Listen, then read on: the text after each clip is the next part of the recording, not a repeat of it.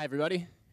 My name's Gene. I have about an hour's worth of content to cram into 5 minutes, so let's get down to business. First of all, we're here to talk about the mobile web. Like many of you, I use the mobile web all the time. Unlike many of you, I'm on the front lines building mobile websites, and I'm here to tell you people, we have got some work to do. It's ugly out there. Now, when thinking about the mobile web, it's instructive to think about the traditional web, because not too long ago, it seems like, everything was a page full of blue links. Very cute, hard to see, how it got to what it is today. It grew up really fast, but that's nothing compared to how fast the mobile web has grown up. In the 4 years that we've been using the mobile web, we've seen explosive growth unlike anything that the traditional web ever saw in terms of user sessions, volume of data, and just sheer, absolute, and utter creative destruction. So that brings growing pains, that kind of growth. We have increased expectations. People expect more from the mobile web than they ever did of the traditional web. We have fragmented device and browser landscape, and we're really slow to adopt browser standards. So where do those increased expectations come from? Maybe it's the fact that our phones are our primary lifeline to civilization. We expect them to just work. They're not computers, they're phones to us, and when they don't work, we get mad, really mad. Maybe it's the fact that the web has had a lot longer to grow up and grow a face. We look at things like CNN, it took them, they had 15 years to grow their web content. On the mobile web, we're still trying to figure out what content people want. We don't even know what kind of content mobile users are looking for, but that doesn't stop us from making assumptions and trying to figure it out without using real data, and that's where we run into trouble, is when we make assumptions about the mobile context and assumptions about what people are trying to find with their mobile phones. For example, we're assuming that mobile users are low bandwidth. Well, what about people on Wi-Fi? We're assuming that mobile users are distracted. What about long bus rides? We're assuming that they're not interested in transactions, and nothing could be further from the truth, as we'll see. The best assumption, the one that I love the most, though, is that people visiting our mobile websites would really, really, really like to be using our iPhone app if they just knew that we had one. So we asked them to download it. No, they asked for a website. Give them a website. So mobile commerce, yes.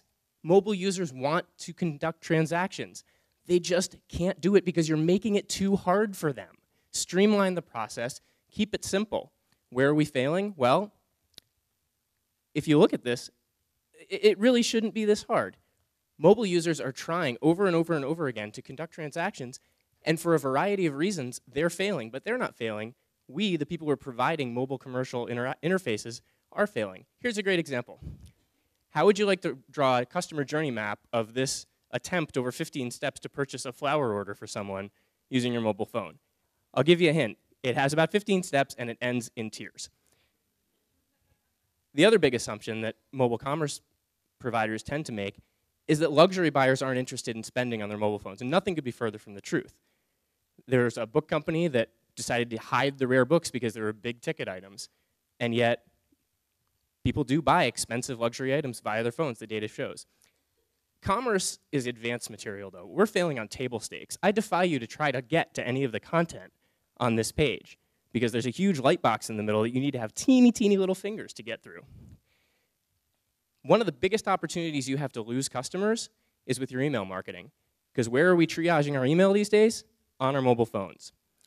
If you present something like this, but then the click-through goes to something like this, then I'm sorry, you're not going to get that person to convert. You've given them a really nice email and a 15-step form that they're not going to fill out on their phone.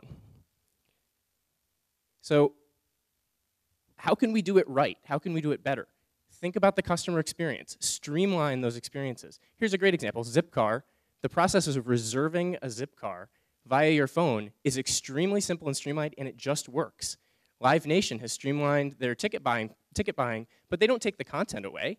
They put search first, so if there's something in particular you're looking for, you'll search for it, and you will expect it to just come up. And as you optimize, you have to be careful, because we love to take content away from mobile users, thinking that they don't want all the content. They just want this little piece that we've divined that they want. Well, Forbes took away so much content that all that's left are the ads, which obviously is a fail. And one last thing, we like to think of the mobile web as the iPhone and Android crowd, but unfortunately there are a lot more users out there on a lot more devices, and we need to be careful to serve them all. So take a look at your analytics, take a look at what devices are actually trying to look at your sites, and serve them all. Thank you.